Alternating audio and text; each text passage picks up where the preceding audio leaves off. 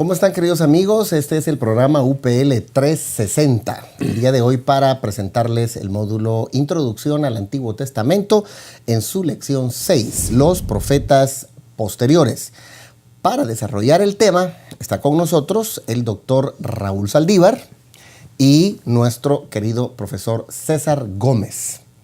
Mis hermanos, empezamos. ¿Qué son los profetas posteriores? Lo mismo que los profetas mayores y los profetas menores. Estamos siguiendo, digamos, la nomenclatura que utilizan los judíos. Profetas anteriores, profetas posteriores. En la costumbre nuestra hablamos de profetas mayores y profetas menores. Lo único es que los judíos no consideran a Daniel profeta mayor ni profeta. Ni siquiera lo ponen en los libros proféticos, sino en lo que ellos llaman los libros en los escritos o ketubín en el idioma hebreo. Interesante. Sí, y bueno, yo creo que podríamos entrar de una vez en el tema. ¿Qué le Perfecto. parece? Porque empecemos con el príncipe de los profetas, con Isaías.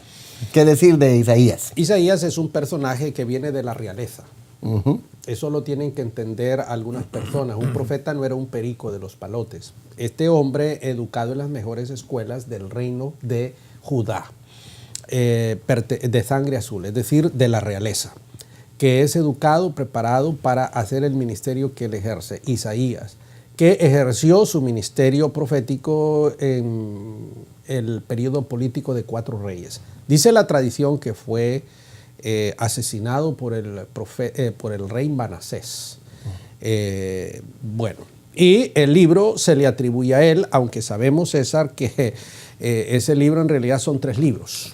Son 3 libros y obviamente los eruditos en el tema de la crítica textual afirman pues que obviamente Isaías no es el único escritor del libro. Hay 3 Isaías, del 1 al 39, del 40 al 50 y no sé qué, ya no recuerdo, y los últimos capítulos del 56 al 66 es el otro Isaías. De un tercer Isaías. De un tercer Isaías.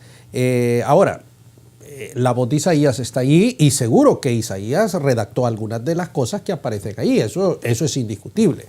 Pero hay evidencias internas que muestran que son secciones completamente diferentes, con temas diferentes, fraccionados. Sí. Y un detalle importante es que de aquí, de este libro, salen unos textos muy importantes cuando se piensa en el Mesías, cuando se pierde, por ejemplo, el capítulo 53, que es tan importante en la economía de todo el libro. 53 y 54, Exactamente. el siervo escogido. Bueno, hablemos el primer libro de Isaías es un libro de juicio. Es un libro de condenación. Condena a mundo y Raimundo, a todos los pueblos. Todo el mundo. A todos los pueblos, vecinos de Israel, y condena a Israel con palabras fuertes. El buey conoce a su dueño y el asno a su señor. A su señor, pero Israel no conoce a su Dios y les da una buena arenga de juicio contra los amonitas, contra los moabitas, contra los babilonios, contra todos, ¿verdad? Luego, la segunda parte del libro, entonces nos habla de un mensaje completamente diferente que no tiene nada que ver con juicio, sino con restauración, etcétera. Esperanza, así es. Y esperanza. Lo último tiene que ver con ya una cosa más apocalíptica, que es lo que tú hablaste, la profecía mesiánica y este tipo de detalles. Entonces, es un libro interesantísimo porque tiene cuestiones teológicas claves, fundamentales, que son utilizadas en el Nuevo Testamento. ¿Algo más que agregar en cuanto a Isaías? Sí, no, simplemente los temas que son importantes para el desarrollo de la teología neotestamentaria, como la salvación por la fe, la santidad de Dios y la vida ética también, y la seguridad de la salvación, ¿no? También ahí con Isaías y con los libros proféticos comienza un tema muy importante, que es el tema de la... Bueno, uno de los temas sí. importantes. El remanente, perdón. Sí. El tema del remanente. Sí, claro. Sí. Que va a ser de alguna forma eco en los demás profetas, ¿verdad? Que lo vamos viendo. Siempre termina Casi con un remanente. muchos de los escritores del NT citaron el libro de Isaías. De Isaías. Y Jesús mismo cita, dice, hoy se ha cumplido esta palabra ante vosotros. Exactamente. Sí. Cuando está allí en la sinagoga y lee al profeta Isaías. No, Isaías es un libro canónico y nadie discute su contenido. El hecho que es un libro redactado por un soferí no le quita. Tiene una alta riqueza literaria. Y el mensaje de Dios está ahí. La voz de Isaías está en todo el libro. Pasamos al siguiente libro, que es Jeremías, el profeta llorón. Así se le conoce casi siempre. Bueno, eso fue aquellos señores nazarenos que escribieron sus profetas mayores y menores y le fueron poniendo nombres, pero nada que ver. Esas son cuestiones allá que utilizaron. Yo recuerdo porque leí el libro, ¿verdad? Conozca los profetas mayores. Conozca los profetas mayores. Sí, señor. Sí, señor. Usted ya me recordó, ese es de la época del rey Usías, por cierto.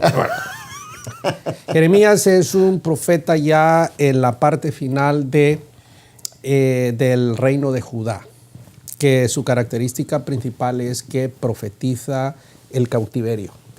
Es un profeta que confronta el sistema político y religioso y le granjea la animadversión de esa gente, de los políticos y de los religiosos. Y entonces hay una persecución contra él, etc. Lo interesante es que la palabra de Jeremías, la profecía de él, se cumple. El pueblo de Israel es llevado cautivo a Babilonia. Sí, comienza su ministerio con el rey Josías y va hasta Joacás. Y se caracteriza obviamente porque, claro, él advierte al pueblo en Judá obviamente del juicio inminente por parte de Dios. Llama al pueblo al arrepentimiento, pero porque esa es una función de los profetas, pero el pueblo no hace caso. Es curioso, pero Jeremías murió en Egipto. Así es. Cuando Sedequías y el resto del pueblo en la última deportación salen para Babilonia, el pueblo que queda en Jerusalén queda temeroso y dice, antes de que este hombre nos barra, nos vamos a Egipto. Y esa fue una mala decisión. Mala decisión. Sí, ahí aparece y allá muere Jeremías con un remanente de judíos que salieron de Jerusalén. Solamente a manera de acotación aquí, al utilizar el término de profeta, porque se usa mucho ese término en ese tiempo y a veces se evoca a los profetas del Antiguo Testamento. ¿Qué diferencia habría, solamente por ponerlo en el radar, entre el profeta del Antiguo Testamento y el profeta del Nuevo Testamento? Bueno, hay una gran diferencia, ¿no? Primeramente el contexto histórico, porque para eso hay que entender cuáles son las funciones de la profecía, ¿cierto? La profecía, dos elementos fundamentales de la profecía en el Antiguo Testamento es que denunciaba la corrupción y el pecado, exactamente. Entonces muchos piensan que la profecía solamente tiene que ver con predecir el futuro, pero aunque predice el futuro, es porcentaje menor. Exactamente, denuncia. Y realmente el papel fundamental de los profetas del Antiguo Testamento fue su denuncia en contra de la injusticia, en contra de la inmoralidad y la decadencia que había en el pueblo. Número 2, llaman al pueblo al arrepentimiento. Esa es una característica del profeta. Llama al pueblo al arrepentimiento. Así es. Y también anuncia el juicio que viene de no arrepentirse. Totalmente. Hay 5 dimensiones en las que se mueve el profeta del Antiguo Testamento, ¿verdad? No solamente el elemento de la predicción, pero una de las cosas que caracteriza al profeta es su alto grado de educación y de preparación, porque el ejercicio de este ministerio implica una responsabilidad ante Dios y ante la sociedad enorme. De alguna forma la figura profética es algo que debe mantenerse hasta nuestros días, dirían ustedes, o de qué manera. Por supuesto. Claro, la profecía es algo vigente. Por supuesto, es vigente. Claro que Sí, sí. que a veces hay un poquito de controversia con el asunto de la figura del profeta. Es por la ignorancia de las personas de la actualidad que no han entendido lo que es el concepto, lo han tergiversado y han hecho una serie de prácticas que no tienen nada que ver con lo que es el oficio de un profeta. Y esa tergiversación entonces ha creado anticuerpos. Sí. Es verdad, muy bien. Habiendo aclarado el detalle, luego tenemos otro más, Ezequiel. Sí, bueno, Ezequiel ya ejerce su ministerio profético ya con los que habían sido deportados a Babilonia, al otro lado del río Quebar. Sí. Perdón. Entonces, él ejerce su ministerio ya con las personas que habían sido llevadas a Babilonia y el mensaje central de él es que a pesar de las circunstancias y a pesar de la deportación hay esperanza, ¿cierto? Básicamente ese es el mensaje, pero el mensaje de Ezequiel también está lleno de ciertas manifestaciones figuras, sí, sobrenaturales, figuras simbólicas, donde él habla mucho acerca de la santidad de Dios en el libro de Ezequiel. Exacto, él ejerce su ministerio en Babilonia. ¿Y cómo deben interpretarse todas esas figuras que aparecen simbólicas, ahí, los ojos y tanta cosa? Simbólicas no se pueden interpretar desde la perspectiva cultural nuestra porque no tiene ningún sentido. Eso es una cuestión para aquella época, con un simbolismo de aquella época y para que aquella gente de aquella época lo entendiera. Ahí lo que nosotros podemos hacer es la transferencia en el tiempo, que eso es la cuestión de la actualización del mensaje, ¿verdad? Es sacar el querigma, lo que hay ahí adentro y ver cómo nos sirve a nosotros. Pero el mensaje tal cual está presentado ahí no nos sirve para nada. Yo sé que eso suena violento. Alguien que me está viendo puede decir, este señor es un hereje. No, señor, yo sé lo que estoy diciendo. Ezequiel es palabra de Dios. Nuestro trabajo es sacar el querigma que está ahí para aplicar, porque todo ese simbolismo, ¿qué significado tiene? Voy a poner un ejemplo concreto, Ezequiel 28, ¿verdad? Perfecto eras en todos tus caminos hasta el día que se halló maldad en ti. Está hablando del rey de Tiro. ¿Qué tiene que ver eso conmigo? Pero de ahí yo puedo sacar cuestiones impresionantes, ¿verdad? Los teólogos aplican eso a Satanás, ¿verdad? Pero eso es una aplicación forzada. Una de las cosas que nos enseñó José Martínez en su libro de Hermenéutica Bíblica es que la profecía tiene dos formas de interpretarse: la interpretación próxima y la interpretación remota. La interpretación próxima es que Ezequiel 28 nos habla del rey de Tiro. Y la remota es que nos habla de un engendro de maldad a quienes nosotros llamamos Satanás. Pero eso yo puedo sacar de ahí otro querigma y hacer un midrash y aplicarlo a una situación. Perfecto eras en todos tus caminos, le dice, hasta el día, ¿verdad?, que se halló maldad en ti. Sí, uno de los mensajes del libro de Ezequiel también, o el objetivo, uno de los objetivos fundamentales de su ministerio era mantener viva la esperanza en el pueblo que había sido deportado de regresar de nuevo a Jerusalén. Es muy interesante. Muy bien, vamos a irnos a la pausa para luego continuar con otros profetas. Y vamos a hablar de Oseas, un profeta muy utilizado y de repente malentendido hasta cierto punto en su historia. Pero lo vamos a dilucidar después de la pausa. No se vaya, estamos presentándole la introducción al Antiguo Testamento.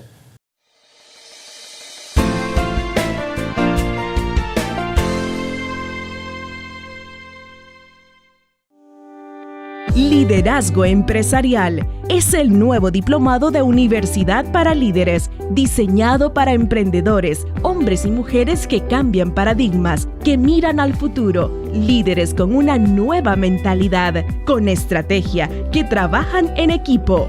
Si tú eres esa persona, debes inscribirte ya en el Diplomado en Liderazgo Empresarial, el diplomado que potenciará tu vocación. Para más información, escríbenos a información@universidadparalíderes.com o llámanos al 904-415-3464.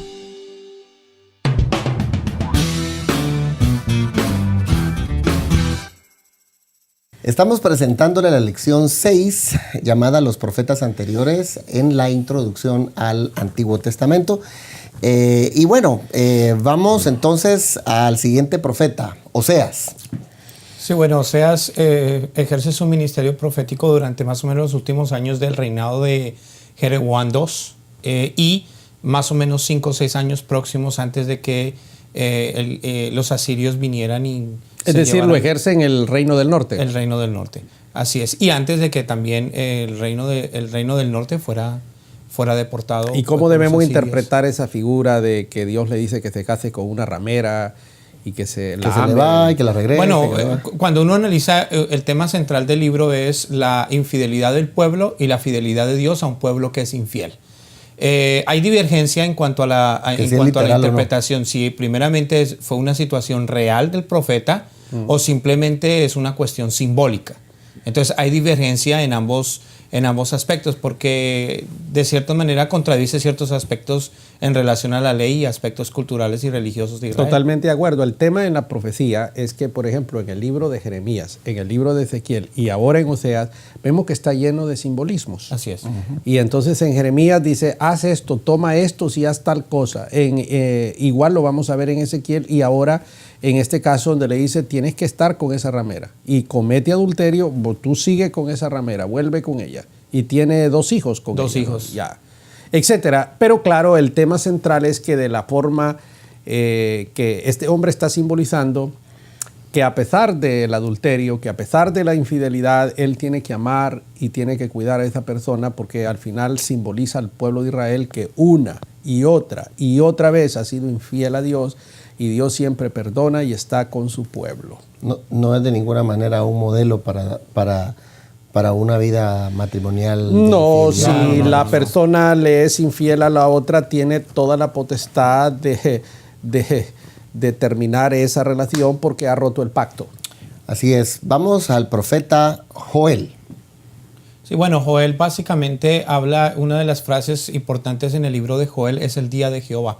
No, habla del juicio y obviamente presenta el día de Jehová como un día de destrucción, un día terrible, un día temible. Se considera que Joel es uno de los profetas más antiguos y puedes ver ahí el año en que el hombre comienza a profetizar, pero si yo recuerdo mis estudios hace tantísimos años, fue uno de los primeros profetas y lo que él dice es correcto, es el primer profeta que comienza a hablar del día de Yahweh, del día del juicio.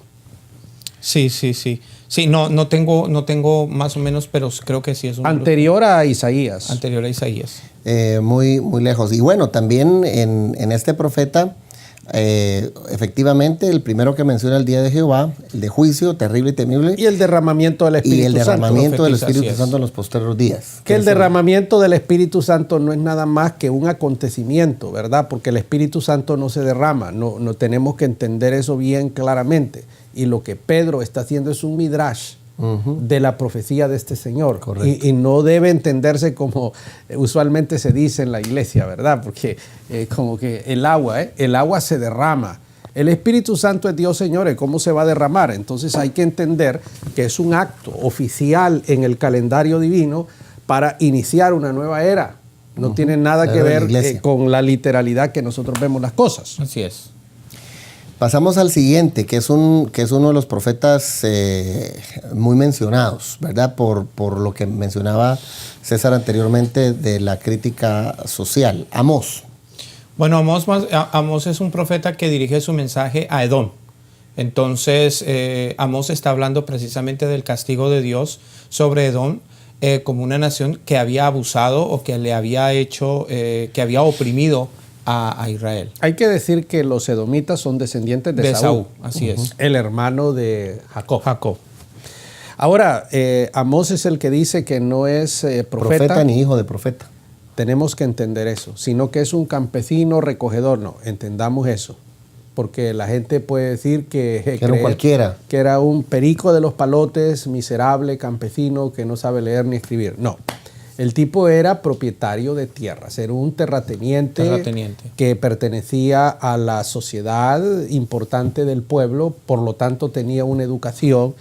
Y esa expresión no debe entenderse en la literalidad de que era un miserable. No, los profetas de Dios son gente educada, preparada y de un nivel. No cualquiera puede ser profeta. Amós es un hombre con todas las credenciales y los requisitos para ejercer el ministerio que hizo. Y es importante eso porque a veces se toma tan a la ligera que dice, por esa razón no hay que estudiar.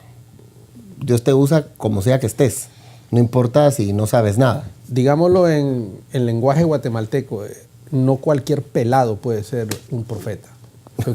No, es que ahora cualquiera, no. Amós no era un cualquiera, este tipo era un personaje que tenía cierto nivel y cierta educación para ejercer su ministerio. Y eso hay que entenderlo. Así es. Bueno, el siguiente profeta es Abdías. ¿Qué decir de Abdías? La profecía más corta en el Antiguo Testamento. Este profetizó contra el que dice si hasta los muros te levantas, hasta las piedras llegas, hasta ahí yo llegaré y te voy a derribar, ¿no? Es una de las cosas. ¿A dónde te esconderás? Exactamente. ¿Cuál es el pueblo a que profetizó Abdías? Bueno, él habla del castigo a Edom como el día de Jehová y obviamente la restauración del pueblo de Israel. Sí, pero hay un pueblo que Abdías le predica que es un pueblo de estos que está encumbrado en las montañas. ¿Cómo se llama? Que tiene que ver este pueblo que descubrieron allí, que está en las piedras, encumbrado en las montañas. Es una profecía contra ese pueblo, ¿ah? Que tenía una seguridad que nada le iba a ocurrir porque estaba fundamentado por la naturaleza, estaba rodeado, ¿no? Y entonces Dios le dice, no importa que estés ahí, que la naturaleza de ahí te voy a derribar. Y de ahí hay un mensaje poderoso en el libro de Abdías. Sí, lo que tenemos aquí como contenido del libro es que consta obviamente de un solo capítulo, está dirigido contra Edom, ciudad enemiga de Jerusalén, por haberse aliado con otros para conspirar contra la ciudad de Dios. Anuncia la venida del día de Jehová, quien triunfará de todos sus enemigos y establecerá el reino de Dios en la tierra. Y sí, lo que dijo César también, que es una nota de esperanza y que coloca al libro de Abdías en un rango escatológico y que va a ser restaurado ante las naciones. De acuerdo. Muy bien, ahora vamos con un libro profético interesante, porque se enseña mucho a los niños. Jonás. Y Pluk se lo tragó. Chupluk. Y Pluk. ¿Historia real o no? Humanamente ningún ser humano puede estar 3 días en el vientre de ningún animal porque se muere. Y yo no digo que eso, desde la perspectiva humana, eso tal cual no es, ¿verdad? Ahora, Jesús viene y dice la señal del profeta. Sí, lo menciona. No, nadie discute eso. Que hubo algo de Jonás y un milagro y que el hombre estuvo allí en la mar y todo eso, eso es cierto, nadie va a discutir eso. Los detalles y la literalidad, eso hay que revisarlo, hay que verlo. Yo no lo he hecho, no puedo hablar de eso, ¿verdad? Entonces no puedo decir esto ni lo otro porque no he hecho ese estudio, no lo sé. Pero sí es importante decir que nos importa mucho el mensaje más que ese tipo de detalles en los cuales a veces nos fincamos, ¿verdad? El mensaje central es que Dios había determinado la predicación de su palabra en un pueblo pagano. Y Jonás, el profeta, dice, no es posible que tú te fijes en estos imberbes paganos. Entonces yo allí no llego. Entonces Dios le dice, no, tú no puedes hacer eso. El hombre huye y Dios le pone esta situación en la que es rescatado después de 3 días, que está ahí en medio del mar, en el pez, según dice el relato, y el hombre va y predica y Nínive es ¿cómo se llama?, perdonada por la predicación. Ahí hay una serie de elementos que uno dice, bueno, ¿cómo es eso? Si estos no conocían a Dios, no tenían ningún conocimiento, eran politeístas, no había nada que diera lugar a pensar que por la predicación de un hombre que llega allí la gente se iba a convertir. Yo la verdad es que no me siento autorizado para hablar con propiedad de este libro porque no lo he estudiado. Yo solamente repito la historia que he leído una y otra vez, pero sé que hay tela que cortar ahí que no puedo cortar porque no lo he estudiado. Listo, entonces... que no quiere decir que no lo he leído, que lo he leído más de 100 veces. Que es diferente. Que hay que estudiarlo, ¿verdad? Que no lo he estudiado es otra cosa. Vamos avanzando porque se nos quedan los demás profetas. Miqueas. Bueno, Miqueas es un profeta que fue contemporáneo de Isaías, de Oseas y de Amós. Estoy lleno del poder de Dios para declarar a Israel su pecado y a Jacob su rebelión. Así dijo el profeta Miqueas. ¿Sí? Y obviamente ejerció su ministerio en el reino del sur, en Judá. Vamos al siguiente, Nahum. 100 años después de Jonás. Si Jonás predicó una palabra que trajo el arrepentimiento, dice el texto de los ninivitas, Nahum dijo exactamente lo contrario. Y 100 años después, Nínive fue destruido. Sí. Y fue destruido por los babilonios, Nabopolassar y después Nabucodonosor. Necesitamos ir al siguiente, porque son ya detalles finales de esta clase. Habacuc. Sí, bueno, Habacuc ya centra su mensaje en la inminente invasión de los babilonios sobre Judá. Y obviamente es el cuestionamiento de cómo es que Dios escoge una nación impía para castigar a su pueblo. Okay. ¿Y cuál es el profeta que dice que Dios está en su santo templo y alábele todo? Calle delante de él toda la tierra. Toda la tierra, sí. ¿No es Habacuc el que dice eso? Creo que sí. Creo que sí. Bueno, ¿quién sigue? El siguiente es Sofonías. Sofonías, César. Bueno, obviamente también Sofonías ejerce su ministerio en Judá, ¿cierto? En el reino del sur. Y obviamente el mensaje profético de Sofonías es que el juicio de Dios va a tener características universales. Ya. Universales. Quiero corregir algo, porque ya me acordé, es Ageo. Ah, cómo no, el que toca profeta ahora. Ageo es el que predica cuando el pueblo ya ha regresado de Babilonia a Jerusalén. Y el trabajo de él es hacer, y ya me adelanté, Sí, no, está bien. Ya no va a haber necesidad de hablar de él, ya no hablamos porque de el él. trabajo de él es animar al pueblo a construir el templo. Por eso dice, calle delante de él toda la tierra. Y animó al pueblo y logró su objetivo. Esa es otra de las funciones del profeta. Y de ahí obviamente viene Zacarías, que la función de Zacarías fue igual, simplemente que la profecía de Zacarías fue más extensa, porque él profetiza con los israelitas que volvieron a Jerusalén después de la deportación. Y señalar que hay muchos elementos escatológicos en el libro de Zacarías. Muchas cuestiones allí de lenguaje simbólico que es propio de la literatura apocalíptica. Sí, del capítulo 9 al capítulo 14, que vendría a ser la segunda parte. Así. Y vamos al final del profeta que creo que es mencionado todos los benditos domingos en todas las iglesias. A la vida. Malaquías. Traed todos los diezmos al alfolí y hay alimento en mi casa. El pastor que no se sepa, el pastor que no sabe ese texto no va el domingo al culto. No va el domingo al culto. ¿Qué decir de Malaquías? Malaquías habla acerca de la soberanía de Dios y obviamente trata con un pueblo que se había vuelto rebelde y que otra vez se aparta y lo insta al arrepentimiento, ¿cierto? Y obviamente también él es uno de los profetas que profetizan a la gente que regresa después de la deportación a Babilonia. Muy bien, ha quedado, creo, suficientemente claro. Muchas gracias a los dos, como siempre, por compartir de su sabiduría, y a ustedes muchas gracias por haber estado en esta lección número 6 y seguimos adelante. Dios les bendiga, ha sido un gusto. Este ha sido UPL 360.